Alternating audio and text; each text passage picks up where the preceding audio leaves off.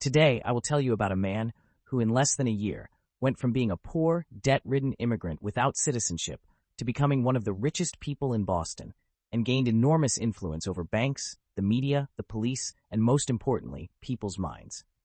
Nobody knows who did it first. Swindlers have been pulling off the scam for centuries, paying existing investors with the deposits of new ones to create the illusion of an incredibly profitable investment opportunity. Before 1920, it was known as robbing Peter to pay Paul, or the Peter to Paul scheme. For example, Sarah Howe, a fortune teller and frequent guest of the state lunatic asylum in Massachusetts, employed it in 1880 to take in nearly $500,000 from her followers. In 1884, former President Ulysses S. Grant fell victim to such a scheme that left him penniless. But it was Charles Ponzi who, in Boston in 1920, earned permanent naming rights to the scheme by dazzling the investing public and dumbfounding authorities like no other. That sweltering summer, Bostonians of every stripe were all but begging this diminutive investment banker to take their money for an unheard of return, 100% in 90 days. In less than a year, Ponzi raked in nearly $7 million, more than $90 million in today's dollars. His downfall came as swiftly as his meteoric rise. Carlo Pietro Giovanni Guglielmo Tebaldo. Ponzi was born on the 3rd of March 1882 in Lugo, Italy. His father, a postal worker, died when Carlo was 10, leaving the family without a breadwinner. His mother, Imelda, was descended from Italian aristocracy. She sent Carlo to the University of Rome with just enough money to earn a degree and high hopes he would use it to prosper and restore the family to its erstwhile rank in society. Carlo dashed any such hopes. He loved college, 500 miles from home, but not for the education. There he enjoyed the life of a bon vivant, skipping classes and befriending students from more privileged families. He spent much of his money on fine dining and equally fine clothing, and by picking up more bar tabs than books. He returned home penniless and diplomaless. Determined to patch things up with his unhappy mother, Carlo vowed to sail to America, scoop up some of the gold rumored to line its streets, and become a very rich man. He left Naples on the 3rd of November 1903 with $200 in his pocket.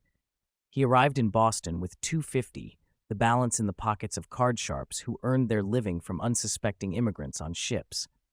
Ponzi found making money in America rather harder than he'd expected. For nearly 4 years, he worked as a grocery clerk, factory hand, dishwasher, waiter, and painter. He did repair work, folded laundry, and anything else to keep food in his belly. He took the first name Charles and a variety of surnames other than his own, including Bianchi, Ponzi, Ponchi, and Ponzi. Ponzi did not limit his job search to Boston. Willing to go anywhere for employment that exercised his mind and not just his back, he found it in Montreal in July 1907. There, a man by the name of Louis Zerossi hired him as a bank clerk after a 5-minute interview. He fit right in at Banco Zerossi, which did a booming business catering to the Italian immigrant community and paying 6% interest to depositors, 3 times the rate other banks offered. And he did so in a most unscrupulous manner. Among Zerossi's customers were not just depositors, but immigrants who gave him money to wire home to family in Italy. Some of these funds he simply stole, using it to pay his depositors their promised 6%. It could take months for wire customers to complain, and when they did, he pleaded ignorance and laid blame on the receiving end. Nobody can say exactly how much Zerossi stole in this manner, but in July 1908, he filled a suitcase with cash and fled to Mexico. Again, out of work and tired of earning money in the conventional manner, Ponzi one day entered the office of the Canadian Warehousing Company, a former Banco Zerossi customer. The office staff knew and trusted Ponzi. While nobody was looking, he located their company checkbook, removed a check, and slipped it into a pocket. Later, he wrote it out to himself in the seemingly authentic amount of $423.58, then carefully forged the signature. After cashing the check and visiting a number of clothiers to outfit himself in style, Ponzi found his buying spree short-lived. Bank officials suspected the authenticity of the check's signature. They contacted the police, who had little trouble finding and arresting him. He feigned mental illness by chewing a towel to shreds, then wildly climbing a wall toward a barred window. Convincingly calmed by a straitjacket, he earned an upgrade to the infirmary by persuading his jailer he suffered from epilepsy. His insanity act only went so far. Ponzi was ultimately sentenced to a 3-year term at the St. Vincent de Paul Penitentiary, his jailers settling on the name of Charles Ponzi.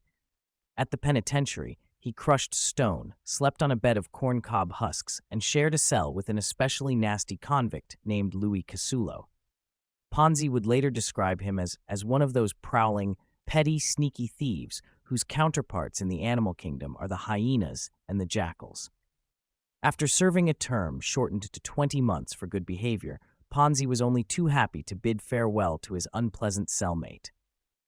Not 3 weeks later, after living with friends and doing odd jobs to earn a bit of money, Ponzi hopped on a train headed back to the U.S. Sitting with him were 5 other Italians, all recent immigrants who spoke no English and lacked proper papers. They appreciated his company, advice, and interpretation skills, all of which he would soon regret providing. When a customs official questioned the group, Ponzi was assumed to be their leader, despite his protestations that he did not know the men. Bias against immigrants of Italian origin, also known as anti-Italianism, was the discrimination du jour. Ponzi was arrested on charges of smuggling aliens. At trial, prosecutors secured a conviction, aided by the testimony of the other Italians, each of whom testified against Ponzi in return for their release. Ponzi was sentenced to 2 years at the federal penitentiary in Atlanta. Upon release, he wandered the southeast U.S. for the next 5 years, working a variety of jobs: bookkeeper, translator, painter, librarian, before finding himself back in Boston.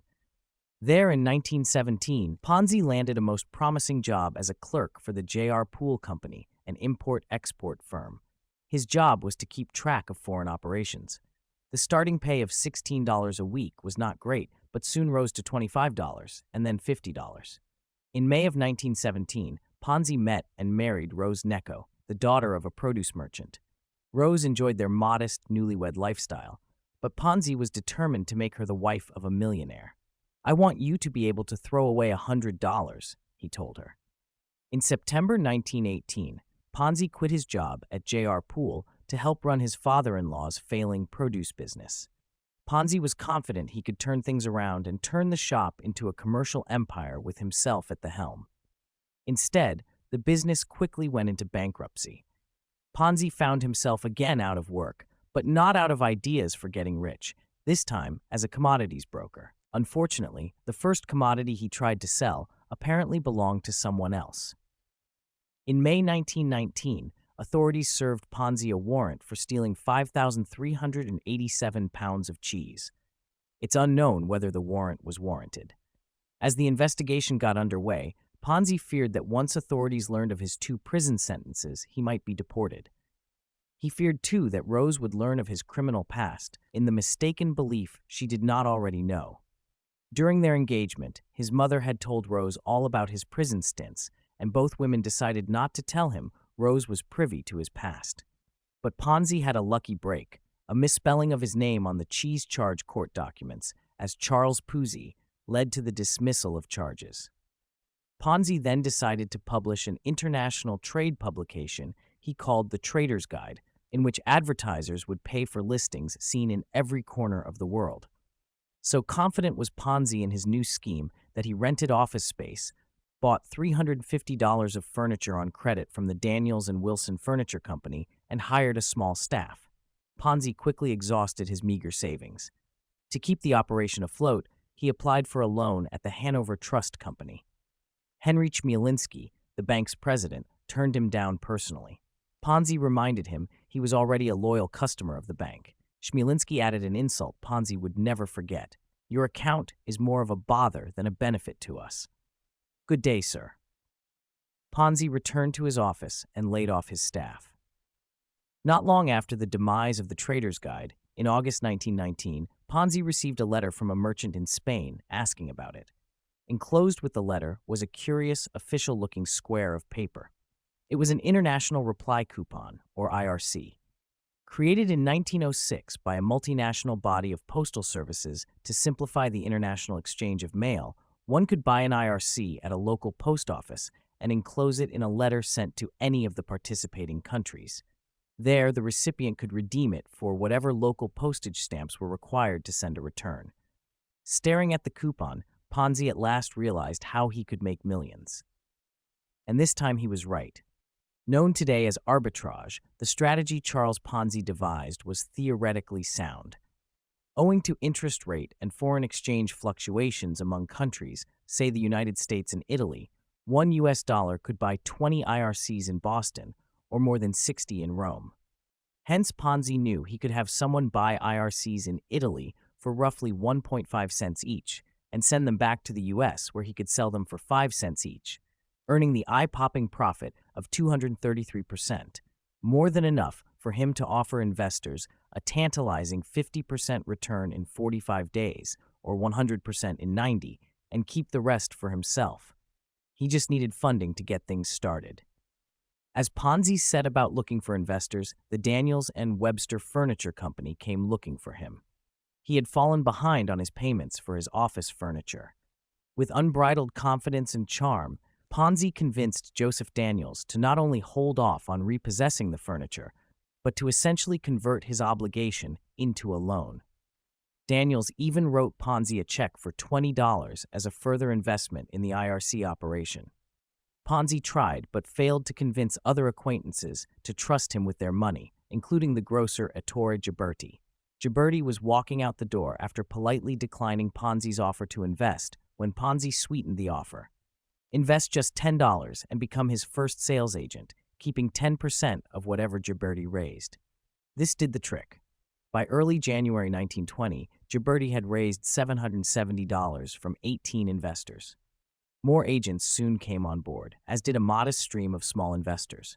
While essentially legal, Ponzi's IRC idea was in practice absurd. Beyond the problem of how to compete with the U.S. Postal Service for selling stamps, there were simply not enough international reply coupons in existence to make any significant profit through arbitrage. At the end of February 1920, Ponzi owed $2,655 to Ghiberti's initial investors. Their $1,770 capital plus $885 interest. Ponzi had no arbitrage profits with which to pay them. But he had money from more recent investors, so he simply used that, dipping into funds from Peter, as it were, to pay Paul. He claimed the gains were legitimate, that an associate named Lionello Sardi had gone to Italy and returned with large quantities of coupons, along with the fortunate news there were plenty more to be had. It's very likely Sarti never existed. Nobody other than Ponzi would ever report meeting the man. Ponzi's satisfied investors didn't care as long as they were getting paid. Ponzi saw his February deception as a stopgap, necessary only until he generated the juicy profits that, to him, were so obviously available through his IRC strategy. When word got out that Ponzi's word was good, that he actually did pay 50% in 45 days, more people clamored to invest. When the next investors were due their interest, he again used the proceeds from the newest investors, and then again and again. The stopgap didn't stop, and Charles Ponzi would never again have to ask investors for money. From then on, they asked him to take it. Bostonians literally lined up at the door of Ponzi's office at 27 School Street to entrust their money with him. In February 1920, Ponzi's Securities Exchange Company took in $5,290 from new investors. In March, 110 investors turned in nearly $25,000. Most of the people gathering at his door had only a few dollars to spare. Ponzi tailored his pitch directly to them. Climbing atop the stoop, which helped to augment his 5 feet 2 inches of height, he spun a story of humble beginnings in Italy, of descending the gangplank in Boston with a mere $2.50 in his pocket, then toiling tirelessly in the years since. He intended to build a financial operation that would benefit not Wall Street bankers, he told the mesmerized crowd, but honest and hard-working people just like them. His populist appeal, playing on fears that rich bankers were keeping exorbitant profits to themselves, would remain the foundation of Ponzi's pitch. Far from hiding his humble days of barely making ends meet, he was happy to talk with prospective investors about the years of working one menial job after another. It made a moving story. But he left out the part about going to prison for check forgery, knowing it would spell the end of his reputation as a legitimate financier. So it was with no little alarm that one day he recognized the face of one of the many people applying for a job at his office. It belonged to Lou Casulo, his former cellmate from Montreal, who had tracked Ponzi down after learning of his success. The man Ponzi compared to a hyena knew very well that Ponzi could ill afford for anyone to know of his prison past, and Ponzi knew that he knew. Casulo soon found himself on Ponzi's payroll, accepting a generous paycheck and helping himself to a few bonus bills whenever he chose. Ponzi wanted him out. With prohibition in full swing, he once tried to get his new hire arrested by sending him out to buy a few bottles of his favorite whiskey. But Casulo just returned with the booze. Whether Casulo kept his mouth shut or not, Ponzi feared that sooner or later law enforcement would take an interest in his operation. And one day, the Boston police did indeed send 2 detectives to look it over. Ponzi put on an especially convincing show for the 2 men, each of whom deemed the plan legitimate, then pulled out their wallets and invested on the spot. 5 police inspectors and a lieutenant would eventually put their money into Ponzi's securities exchange company, as would hundreds of street cops. Several, in fact, became agents, earning the 10% commission and giving his operation a veneer of legitimacy no money could buy. By the spring of 1920, Ponzi was taking in $30,000 every week. In May alone, 1,525 investors contributed $440,000. In June, nearly 8,000 investors entrusted Ponzi with $2.5 million, equivalent to $32 million today. Flush with cash, Ponzi paid off all of his debts, including $200 he still owed on his loan from furniture dealer Joseph Daniels. He invested in the Splendor Macaroni Company and the Napoli Macaroni Company. He bought real estate. It had taken nearly 17 years, but by June 1920, Charles Ponzi had at last made good on his promise to his mother. Now a very rich man, he sent her first-class tickets to sail to America. Imelda arrived to join the Ponzis in their life of American aristocracy at a newly decorated mansion in the affluent town of Lexington, Mass., basking in wealth that only grew with every new investor. By the end of June, the sheer amount of cash coming in the door at 27 School Street overwhelmed Ponzi's growing staff. His bookkeeper is said to have put cash into wastebaskets until it could be counted, sorted, and deposited in a bank, minus whatever bills Casulo deposited into his pocket. Ponzi could have kept his money at any of Boston's banks. Curiously, his favorite was Hanover Trust, whose president Henry Chmielinski had rudely turned him down for a loan several months earlier. By June, Ponzi was the bank's largest depositor, which ensured Chmielinski would never again do anything to risk offending him. Because banks lent out depositors' money to other customers as loans, a sudden withdrawal by a large depositor would prove disastrous. Well aware of this fact, Ponzi enjoyed his position of power. As summer got into full swing, with so many Boston police among his happy investors, inquiries into the legitimacy of Ponzi's operation were minimal. But there were some. In July, U.S. postal authorities issued a formal ban against anyone redeeming more than 50 cents worth of IRCs at one time. This made it all but impossible for anyone to turn a large-scale profit by trading in IRCs. But that fact was now moot. By mid-July, Ponzi was taking in $1 million a week, about $13 million in today's dollars, from investors. He delivered on his promise of exorbitant returns, and to them, that was all that mattered. On the same day, U.S. postal authorities issued their ban, a lawyer for furniture dealer Joseph Daniels filed a lawsuit against Charles Ponzi. The suit claimed that, in return for loaning Ponzi some office furniture and giving him a check for $20 back in December, Daniels was entitled to half ownership of the Securities Exchange Company. He wanted $1 million. Lawsuits for 7-figure sums were still newsworthy at this time. When the Boston Post put it on the front page of its Sunday, July 4th edition, one reader took particular interest: State Banking Commissioner Joseph C. Allen, a quiet but diligent public servant, whom Governor Calvin Coolidge had just recently appointed to office. Reading about the Ponzi lawsuit, Allen went to Massachusetts Attorney General J. Weston Allen, no relation, to recommend an inquiry. Something about Ponzi didn't seem right, the newly appointed Allen told the veteran Allen. Sensing a newcomer treading on his turf, the Attorney General told the political neophyte to back off. Commissioner Allen eased off as ordered, but his suspicions about Ponzi did not go away. The Daniels lawsuit had also piqued the curiosity of Robert Grozier, who had recently become publisher of the Boston Post when his father, Edwin Grozier, fell ill. The younger Grozier never sought nor wanted his father's position, nor had the son of privilege shown a talent for this or any other job requiring intellectual acumen.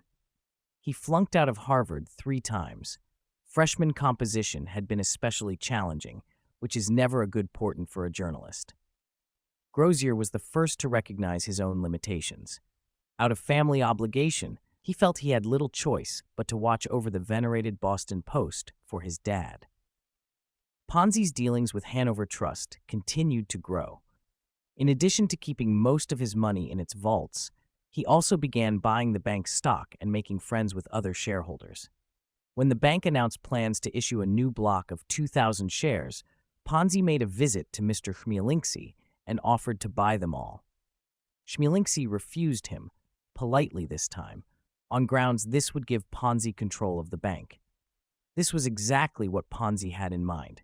When he made a casual inquiry about his current, very large balance, Chmielewski relented some. He told Ponzi he could buy 1,500 shares.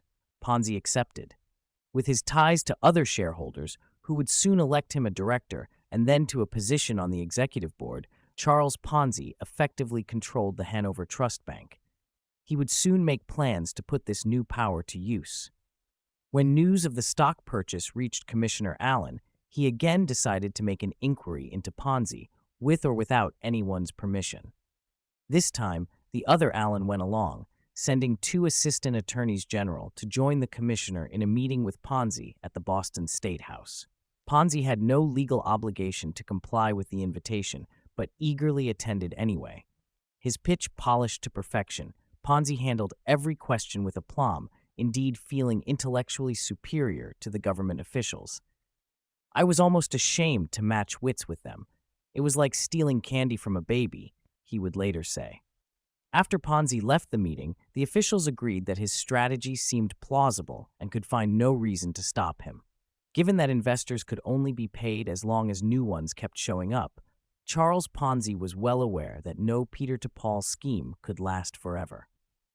With the IRC strategy no longer an option and authorities beginning to take interest, he devised a number of plans to go legitimate. Among the most grandiose was a plan to buy Navy ships, mothballed since the end of World War I, and turn them into giant floating showrooms where American manufacturers could bring samples of their wares to foreign ports. Ponzi did not believe he was doing anything fundamentally wrong by paying off investors with other investors' capital, convinced that in the end he would meet his liabilities through fully legitimate means. He wanted to be sure the public knew of his legitimate business plans, and to help with that, he hired William McMasters, a straight-laced publicist with an exceptionally bright future. McMasters had earned his reputation helping numerous public officials to get elected, including political luminaries such as John F. Honey Fitzgerald, future grandfather of President John F. Kennedy. McMasters began work 23 July 1920. On the 24th and 25th of July, the Boston Post ran back-to-back feature stories on Ponzi and his operation. These were generally upbeat and positive. Robert Grozier carefully avoided printing anything that might bring on a libel suit and put the family newspaper at risk, mentioning only that federal authorities were investigating Ponzi's operation. But on 26th of July, the Post reported the more ominous news that respected financial authority Clarence Walker Barron, whose name remains to this day on the masthead of the financial and investment publication Barron's, found the plan implausible. The stinging indictment might as well have been a full-page endorsement. In the following days, the number of new investors only grew. Ponzi took in $6.5 million from nearly 20,000 investors that month. To date, nearly 30,000 men, women, and even a number of children had entrusted him with a total of $9.6 million. While the stories excited investors, Ponzi knew they would also excite additional authorities who would soon come knocking. Rather than wait, he decided to go to them. With McMasters at his side, Ponzi hurriedly arranged meetings with U.S. District Attorney Dan Gallagher, County District Attorney Joseph Pelletier, and Attorney General J. Weston Allen. He did not arrange a meeting with Commissioner Allen, convinced that their earlier meeting had assuaged any of his concerns. With McMasters taking notes, Ponzi made an astonishing offer to each of the authorities. He would open his books to an auditor of their choosing to prove he had sufficient assets to meet his liabilities. This was, of course, impossible, but only if he limited the assets to his own. Ponzi calculated he would need to show $15 million in cash and other liquid assets to prove his solvency. But he had, at most, only half of this amount.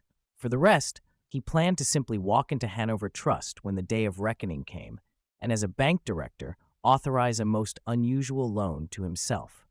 He would then enter the vault, exit with several $1 million of other depositors' money, take it to the auditor as proof of his liquidity, and then return it the same day.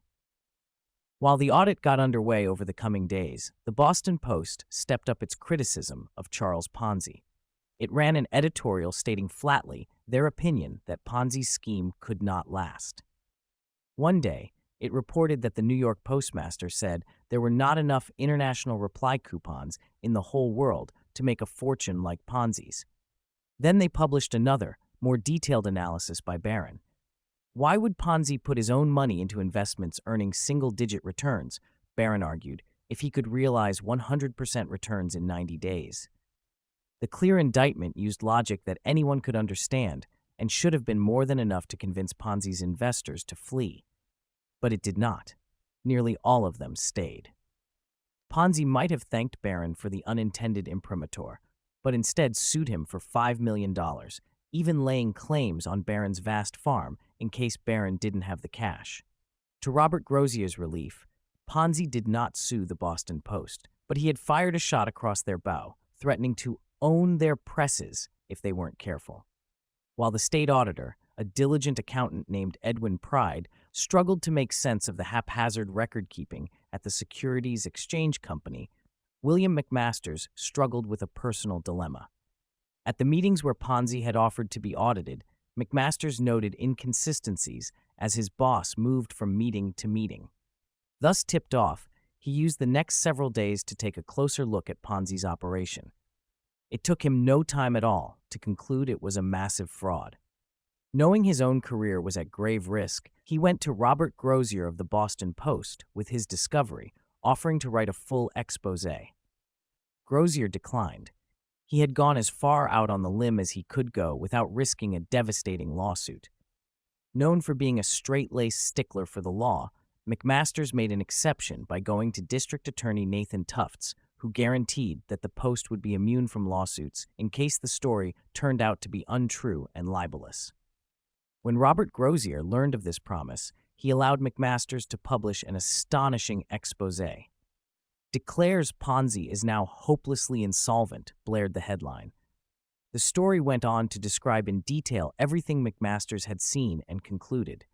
The next day, a small number of Ponzi's investors asked for their money back. But the exposé did not make a significant dent in public confidence.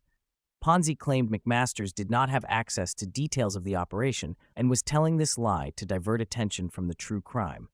McMasters had not accounted for $2,000 entrusted to him to place ads. To bolster the claim that McMasters was a thief, Ponzi sued him for that amount. McMasters promptly sued him back for $5,000. The public sided with Ponzi. Within a few days, his operation was more or less back to normal. Ponzi's plan to temporarily borrow money from the Hanover Trust vaults might have worked were it not for one miscalculation. Bank Commissioner Joseph Allen had not lost interest in Ponzi at all. Indeed, unbeknownst to Ponzi when he made his offer of an audit, Allen used his authority to call Hanover Trust and instruct them to monitor every dollar going into and out of their vaults and to provide him detailed reports. When those reports further raised his suspicions, he posted 2 examiners at the bank.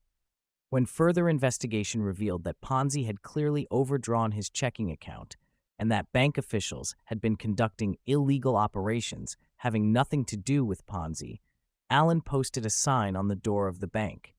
He was taking possession of Hanover Trust and closing its doors until further notice. When Ponzi found out, he knew there was no way he could rob his own bank. He could only hope now that auditor pride would miscalculate, or some other stroke of luck would come his way. But what happened next was anything but lucky. A Boston Post reporter had received a most interesting tip. A Charles Ponzi was rumored to have spent time in jail in Montreal for forging checks. Dubious of the anonymous tip, Grozier sent a reporter to Montreal to check it out. With photos of Charles Ponzi in hand, the reporter had little trouble finding several people, including the warden of the St. Vincent de Paul Penitentiary, to identify the man in the photos as the same Charles Ponzi who had spent time in his prison 12 years earlier. At 1 a.m. on the 11th of August 1920, a Post reporter confronted Ponzi at his home in Lexington about the article being prepared for that day's edition. Hearing the claim, Ponzi denied being Ponzi and told them not to run the story, else you are going to get the presses ripped out of your building. The story ran anyway, encapsulated by its headline, Montreal Police, Jail Warden and others declare that Charles Ponzi of Boston and Charles Ponzi of Montreal, who was sentenced to 2.5 years in jail for forgery on Italian bank, are one and the same men. At an interview with reporters that afternoon, Ponzi changed his response. Yes, he was the man sentenced for that crime, but he hadn't committed it. He claimed to have taken blame out of mercy for a crime actually committed by his boss, Louis Zarossi, who was struggling to support his wife and children. The impromptu story was so far-fetched that even Ponzi's own lawyer, standing at his side, resigned on the spot. The next day, authorities informed Ponzi that Edwin Pride had calculated his liabilities at about $7 million. The official tally would be announced the next day. Ponzi did not wait, and instead turned himself in to the authorities. He was placed under arrest on charges of using the U.S. mail to commit fraud. In public statements, Ponzi continued to portray himself as doing the work of the people, this time by admitting that he did indeed lie about relying on the postal coupon scheme, but only to keep Wall Street bankers from discovering his true operation, which would earn not tens of millions of dollars, but more than $100 million. He offered no details, but now it made no difference. A stream of additional indictments soon followed. In the days that followed, hundreds of investors registered their names as victims, hoping to recover some of their losses. They were aided by numerous more fortunate investors, ones who had received payouts from Ponzi and kindly returned their ill-gotten gains. In the end, roughly 20,000 victims were awarded refunds of just under 40% of their investments. Thousands more got nothing but a costly lesson in naivete. Charles Ponzi was convicted on federal mail fraud charges and sentenced to 5 years of prison. In May 1921, while Ponzi enjoyed the nice view of Cape Cod Bay from the Plymouth County Jail, the Boston Post's publisher Robert Grozier won a Pulitzer Prize, the first awarded outside of New York, for his courage and fine sense of newspaper honor in exposing Ponzi. There was no mention that his courage was bolstered by a secret and legally dubious promise of immunity from prosecution. That fact would remain hidden until 2009, when the unpublished memoirs of William McMasters were unearthed in a bookshop in New Jersey. Charles Ponzi's mail fraud sentence was reduced by 1 year for good behavior. Upon his release in 1925, state prosecutors took their turn and secured another conviction and prison sentence of 7 to 9 years. While on bail awaiting his return to jail, and confident he would win an appeal, Ponzi went to Florida and hatched a brand new investment scheme, this time in real estate, and this time offering investors a 200% return in 60 days. Florida officials quickly shut it down and arrested him. He was sentenced to 1 year in prison for violating state securities laws.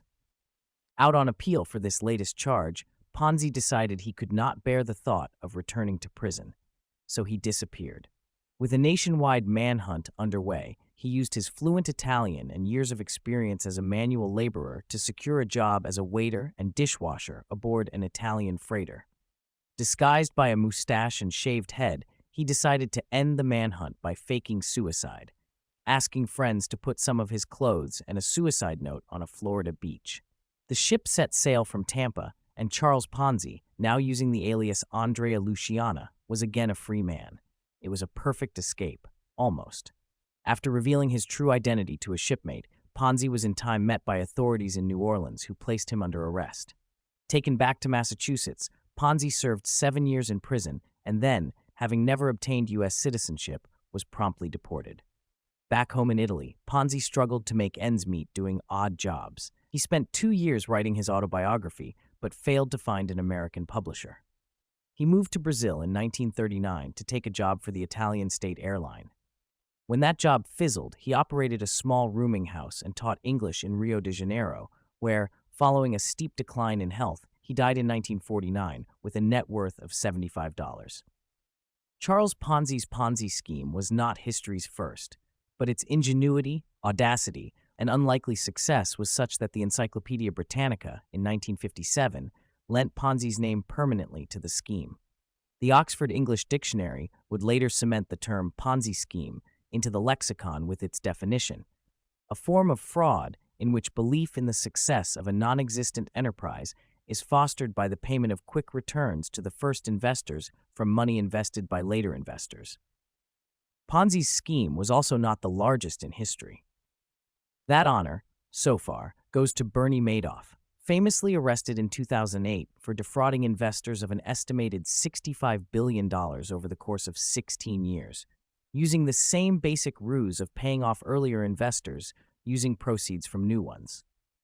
And in the time since the Madoff conviction, the U.S. Securities and Exchange Commission has enforced actions against more than 50 similar schemes, and those are just the ones authorities have managed to find.